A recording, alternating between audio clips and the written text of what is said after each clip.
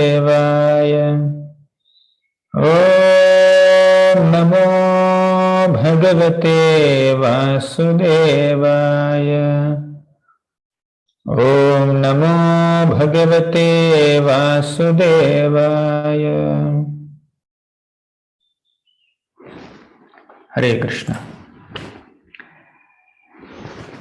Today we will take a shloka from the 8th chapter of Bhagavad Gita, a very popular shloka. Many of you must be knowing this shloka also. This is the 15th shloka of 8th chapter. Mamupetya punarjanma dukkhalayam shashvatam napnuvanti mahatmanah samsiddhim paramam gatah. So let's recite this.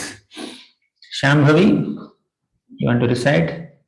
मामुपेत्य पुनर्जन्म मामुपेत्य पुनर्जन्म मामुपेत्य पुनर्जन्म मामुपेत्य पुनर्जन्म।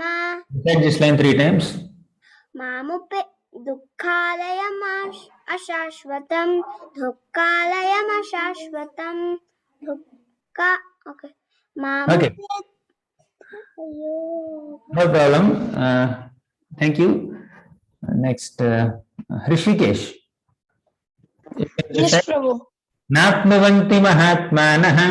Recite this. नाप्नुवन्ति महात्मानः नाप्नुवन्ति महात्मानः नाप्नुवन्ति महात्मानः।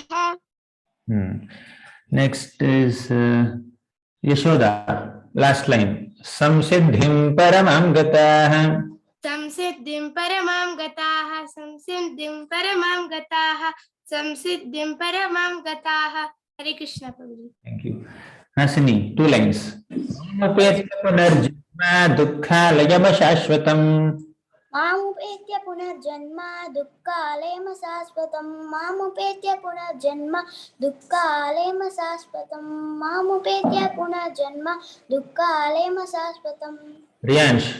नाप्नुवन्ति महात्मानः संसिद्धिं परमां गताः. नाप्नुवन्ति महात्मानः संसिद्धिं परमां गताः नाप्नुवन्ति महात्मानः संसिद्धिं परमां गताः नाप्नुवन्ति महात्मानः संसिद्धिं परमां गताः। Very good. Hare Krishna Prabhu. Hare Krishna. Pampa Mataji, full shloka. Mamupetya punarjanma. They're not there. Okay, Kamakshi and Karthik. Mamupetya punarjanma. मामुपेत्य पुनर्जन्म दुःखालयम् अशाश्वतं नाप्नुवन्ति महात्मानः संसिद्धिं परमां गताः। हरे कृष्ण प्रभु जी। Next, Dharana Mahesh Mataji. Mamupetya punarjanma dukkhalayam ashashvatam. मामुपेत्य पुनर्जन्म दुःखालयम् अशाश्वतम् नाप्नुवन्ति महात्मानः संसिद्धिं परमां गतः.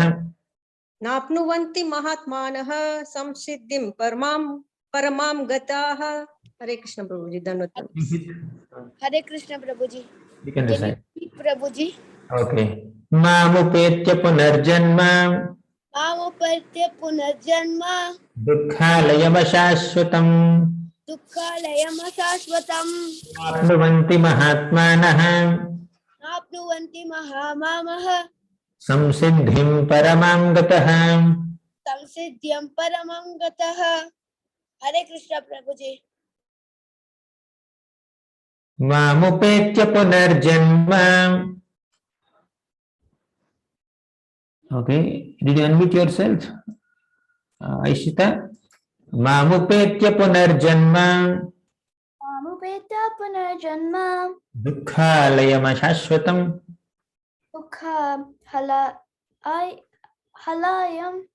दुःखालयम् अशाश्वतम् दुःखालयम् अशाश्वतं नाप्नुवन्ति महात्मानः नाप्नुवन्ति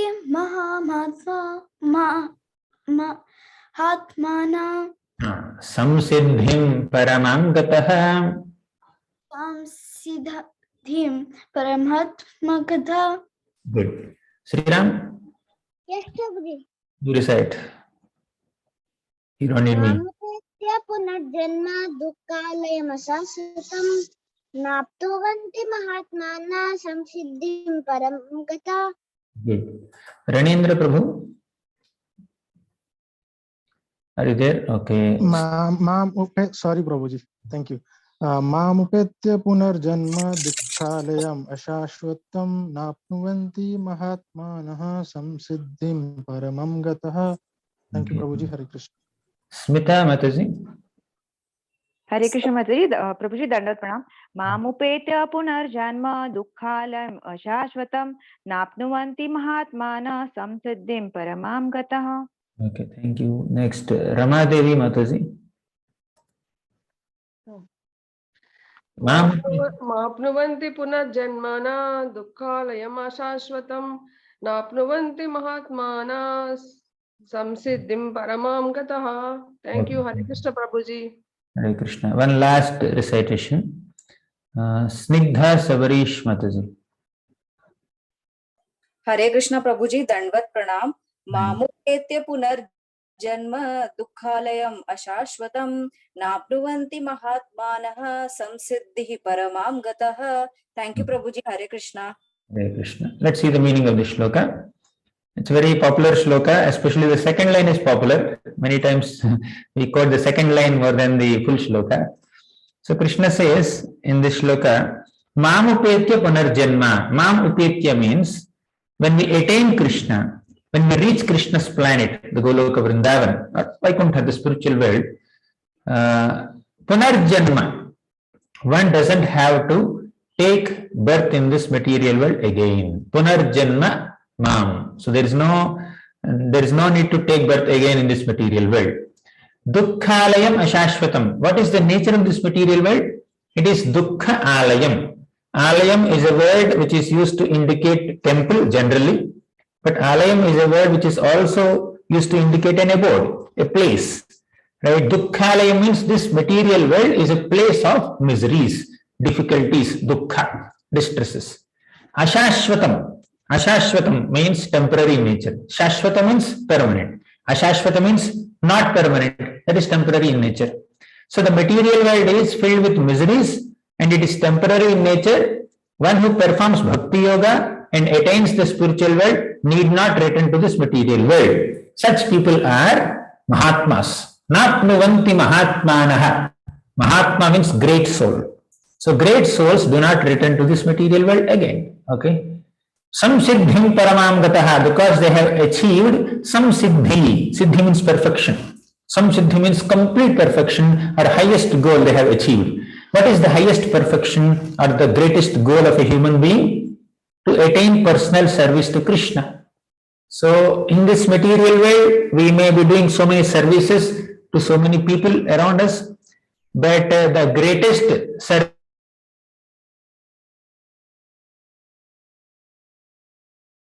the spiritual world. Okay, so in that sense, having attained the spiritual world and having attained the highest goal of personal service to Krishna in the spiritual world, devotees will not enter this material world again. Fine. So here two things are mentioned in this shloka. One is the characteristic of this material world, how it is abode of miseries and how it is temporary in nature. Second is once you attain the spiritual world, you don't have to come back to this world again. Fine. For that, what do we need? We have to perform bhakti yoga. So we'll discuss this. So in this shloka, Krishna labeled this entire material universe as a place of miseries. So now there are so many planets in this universe. See, we are in this Bhuloka, Earth planet. Above Bhuloka, there are 6 more planets. They are like Bhuvarloka, Svargaloka, Maharloka, Janaloka, Tapoloka, Satyaloka. Satyaloka is the place where Brahma resides. Svargaloka is the place where so many devatas reside. So like that, there are 7 upper planetary systems, including Bhuloka. And below Bhuloka, there are 7 lower planets. Atala, Vitala, Sutala, Talatala, Mahatala, Rasatala, Patala. So there is no happiness in any of these 14 planetary systems. It is misery. Now you may say, yes, there is happiness also. How can Krishna say like that it's dukkhalayam, it's only abode of miseries? Okay, Krishna is getting too pessimistic. So how can you say that it is a place of miseries only? There is happiness also. Yes, there is happiness, no doubt. Definitely there is happiness in this world. However, it is ashashvatam. It is not permanent happiness. It is temporary happiness. The happiness that we get is so temporary. It's not unlimited happiness. It's not happiness forever. Okay, we don't get a permanent happiness in this world. We get only temporary happiness. That's why Mahatmas do not desire to go to any planet in this material world. Right? Napnuvanti Mahatmanaha. So sometimes in stories or movies, we say, right, they live happy ever after. They live happily ever after. It doesn't happen, generally speaking. Okay. Sometimes in a movie, you may see how the hero achieves his goal of attaining some wealth, or say marrying the heroine or whatever. So once that goal is achieved, they may say they lived happily ever after. Okay.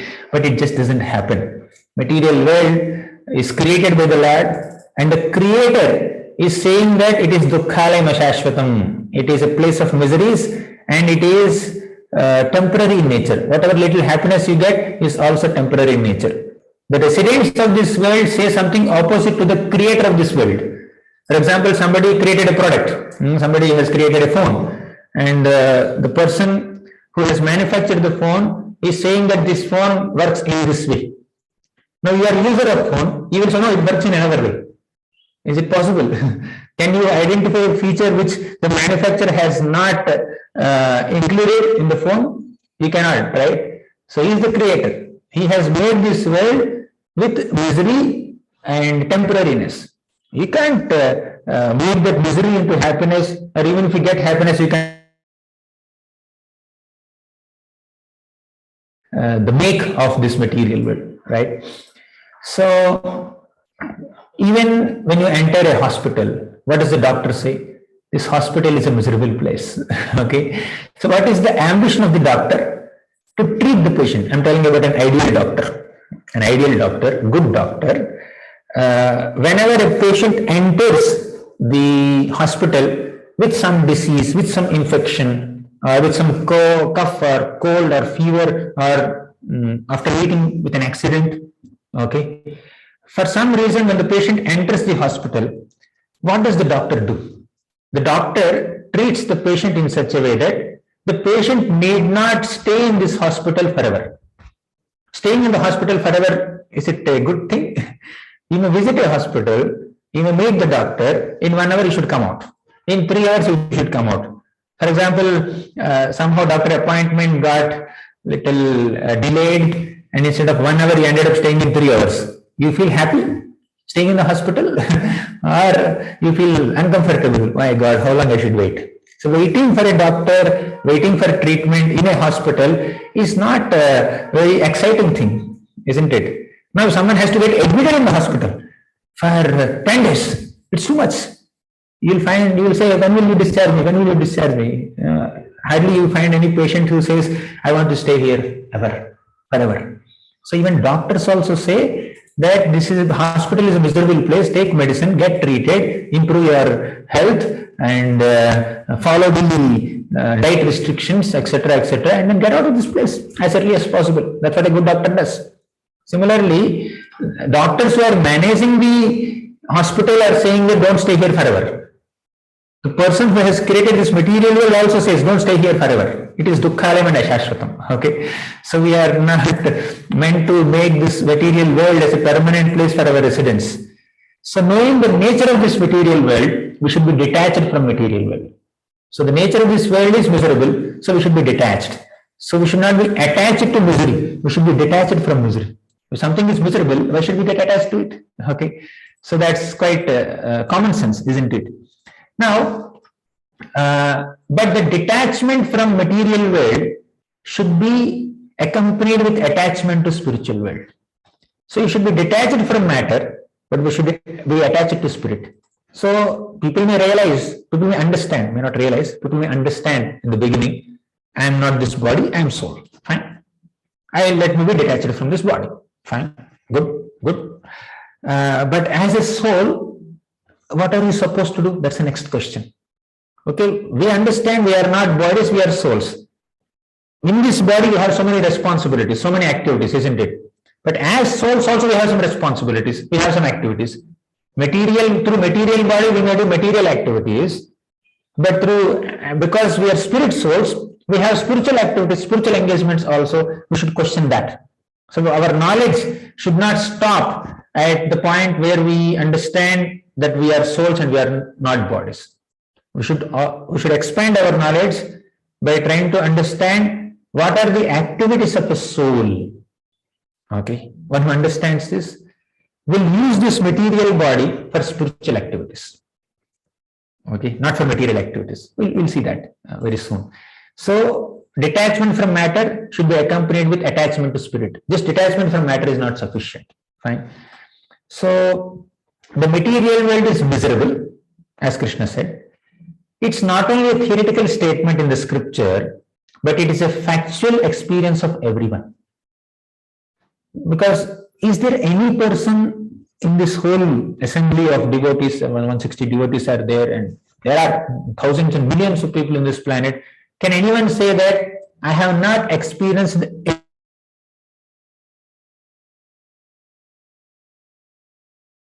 climatic conditions? I have never experienced any misery. Can anyone claim like that? So there are three types of dukkha's in this world. One is adhyatmika, second is adhidevika, third is adhibhautika. Adhyatmika dukkha or klesha means the miseries or difficulties we get because of our own body and mind. We may become sick, we get fever, we get cough, we get cold. So that is miseries on a bodily plane. Sometimes we get distracted, the mental distress, so that we experience on a personal plane. Second type of difficulty is, distress is, miseries caused by other living beings. Mosquitoes may bite us, dogs may bark outside. Okay, that is miseries caused by other living beings. Third, miseries caused by natural calamities. Sometimes there is too much of rain. It's a summer season in India. There may be too much heat in the afternoon. So there is some difficulty in this material world, whether we acknowledge it or not. Fine. So it's a factual experience of everyone. It's not that Krishna is just imposing something upon us. Understand it is miserable place. Understand it is miserable place. Experience. It's your experience also. You don't need even Krishna to say that. You can yourself understand. Right? So material nature is meant to give us difficulties, and we can't change the nature of the material nature, but we can change our own materialistic nature by practicing bhakti.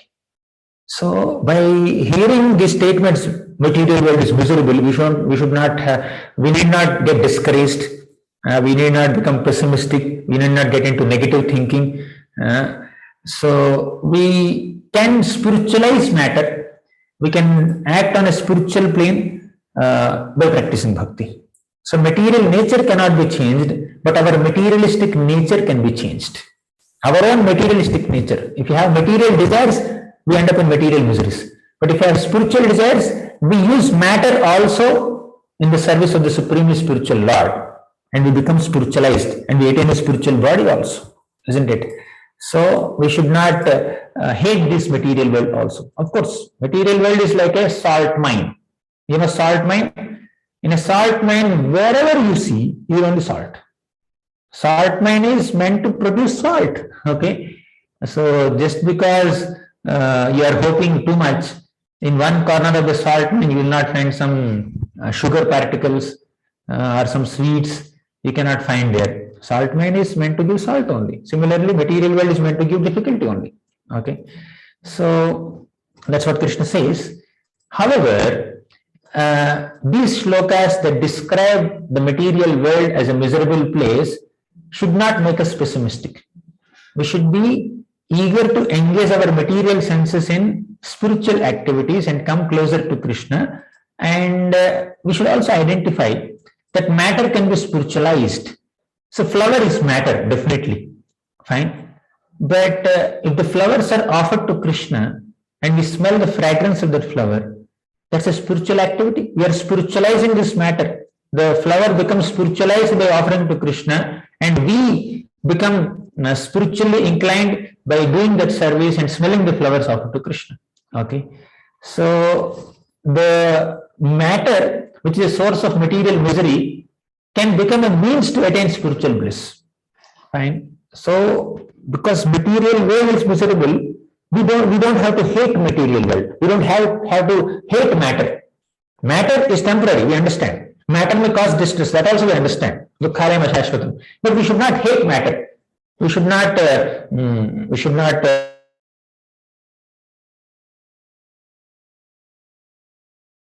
matter can be used as a means to become spiritualized and attain spiritual happiness. So the world is place of misery, Krishna said in the 8th chapter of Bhagavad Gita. But in the 10th chapter of Bhagavad Gita, Krishna also said the world is a place of wonders also, isn't it? There's beautiful sky, very nice landscape. You can see trees, plants, flowers, water bodies, clouds. So Krishna said, Yadyat vibhuti vatsatvam srimadhurjitameva vam tattadevava gachatvam mama tejomsha sambhavam. So whatever you see wonderful in this world is a spark of Krishna's splendor. Without Krishna's empowerment, that material world cannot give us happiness or cannot appear beautiful, right? So whatever you find great, excellent, wonderful, it is wonderful because of Krishna's splendor. So material world is also energy of Krishna. Did we not discuss in our previous classes? Bhumi rapo nalo vayu khamma no buddhirevacha. Earth, water, fire, air, ether, all of them came from Krishna. Aham sarvasya prabhavo mattaha sarvam pravartate. Everything in this entire material world is a manifestation of Krishna's energy. If we hate material world, we are hating Krishna's energy. We should not hate. There is no need to hate. We should be smart enough to use this matter in Krishna's service. Thus, matter becomes a means, material world becomes a means for us to reach the spiritual world. Yes, material body is temporary. It may cause so many difficulties, isn't it? So all the material world is temporary in nature. Material body is temporary in nature. Do we not maintain the material body? Do we not take bath? After all, this is matter, this is temporary. Anyways, it will die. I will not eat today. I will not bathe today. I will not dress myself today. So do we think like that? We don't have to think like that, because as long as we are in the material body, we have to clean the body, we have to feed the body, we have to maintain the body. We can use this body in Krishna's service, and that becomes spiritual. Fine. So material world is not only a place of misery, it is also a place of wonders. So we should not be demotivated hearing that it is a place of misery, and we should not be overexcited to enjoy this place because it is a place of wonders. We should balance our attachment and detachment, right? So we can balance our attachments and detachments, and we can engage ourselves in spiritual activities. So no need to hate the material world, but utilize the objects in this temporary world to go to the eternal world. This world is temporary, but there is a permanent world. So we can use this temporary world to enter the eternal world. So for example, a train, you are traveling in a train or a bus. Bus is not your home, isn't it? Anyone has home as their bus? Anyone has a Volvo bus as their home? No, right? So Volvo bus is not your home, but you can use the bus to reach your home, isn't it? So you can enter the bus, travel for 10 hours or 20 hours, whatever it may be, and then you can reach home. So that the bus, although it is not your home, it is useful for you to take you to destination, right? We should not hate the bus, okay? But we should not be attached to the bus. Once you enter the bus, you got a seat. 2B is your seat, for example. You can't just say, this is my seat forever. I will live here only. Whole night I slept here, and I'm very comfortable. Every night I will sleep here only. It doesn't happen, right? So material world is also like that bus or train or flight. So we can use it to reach our destination, but we should not get attached to it, and we should not hate it. So there is no need to hate anything material, but we should be smart enough to use everything material in Krishna's service. Okay. So this material world is miserable, as Krishna said, but that doesn't mean we don't attempt to avoid misery or counteract misery in the name of bhakti. Very important points are coming now. In the next 3 minutes, we are going to discuss something very relevant. So let's see this story. Vasudeva and Devaki just got married, and Kamsa is taking Vasudeva and Devaki to their house. Kamsa is the loving brother of Devaki, and he loves her so much. But Kamsa just heard that Devaki's 8th child is going to kill you, Kamsa, you are foolish. Then what happened?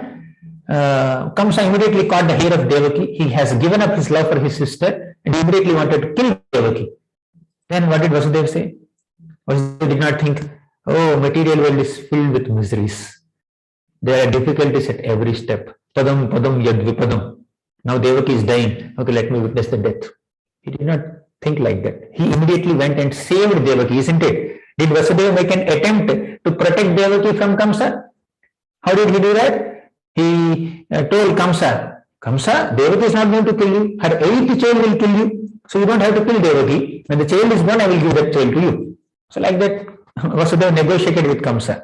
So material world is a place of miseries, no doubt about that. But we should also make an attempt to counteract the misery and avoid the misery. Anyways, this is miserable. Let miseries come. More and more miseries come. I will embrace miseries. And miseries, when they come, I will not do anything to counteract the misery. We don't have to do that immaturely or prematurely. Okay. So we can counteract misery. We have to put our human efforts to come out of miseries. No doubt. Prabhupada gives this beautiful example. In monsoon it rains, isn't it? Monsoon means there is rain everywhere. But do we not take an umbrella to protect ourselves? Is it wrong to take an umbrella? Anyways, we cannot stop rain. Yes, we cannot stop rain. Nobody is asking you to stop rain. Okay. So it is monsoon. It will rain. We cannot stop rain. That we understand. But definitely, you can protect yourself from the rain by taking an umbrella or a raincoat. Isn't it? Similarly, material world is a place of miseries. We don't have to hate the material world, but we can protect ourselves from the miseries in the material world. Okay. What is that umbrella? We take an umbrella, protect ourselves from rain. But if we take the umbrella of bhakti, Krishna bhakti, we can protect ourselves from the rain of material miseries. The dukkhalayam can become sukhalayam.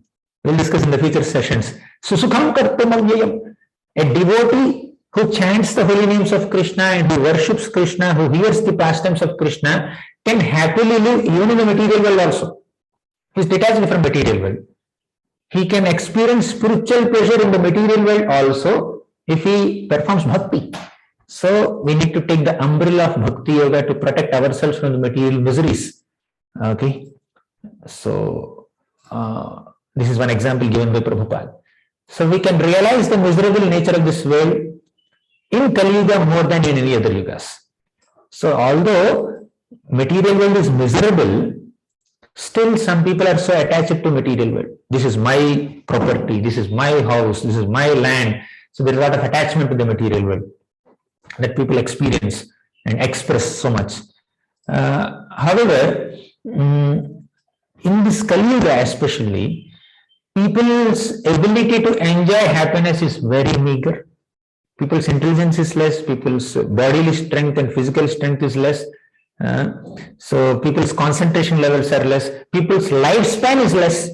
Okay, Satya Yuga people used to live 1 lakh years.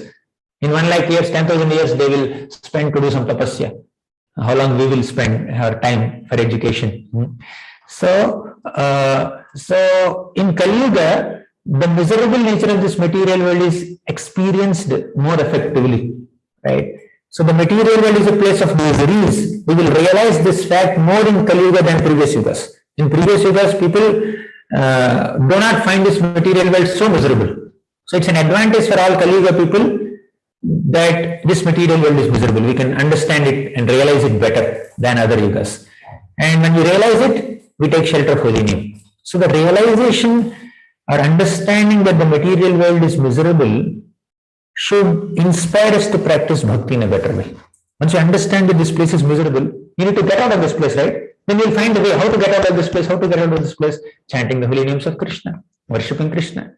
Isn't it exciting? So you are given the knowledge to understand the material world is miserable.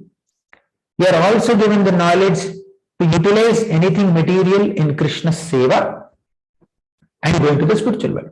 That's a wonderful thing. We don't have to be pessimistic or negative in our thinking. We can happily live in this world also by using our material resources in Krishna's service to enter the spiritual world.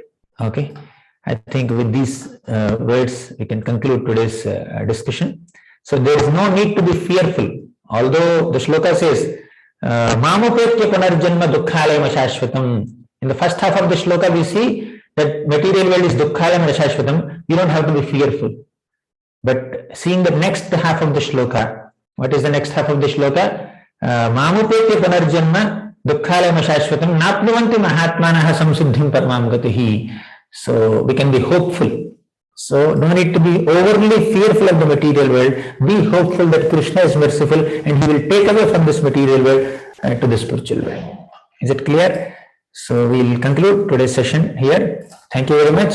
Srimad Bhagavad Gita ki jai, Srila Prabhupada ki jai. Okay, anyone wants to recite again? Bimal Prasad, you want to recite? You want me to show the sloka?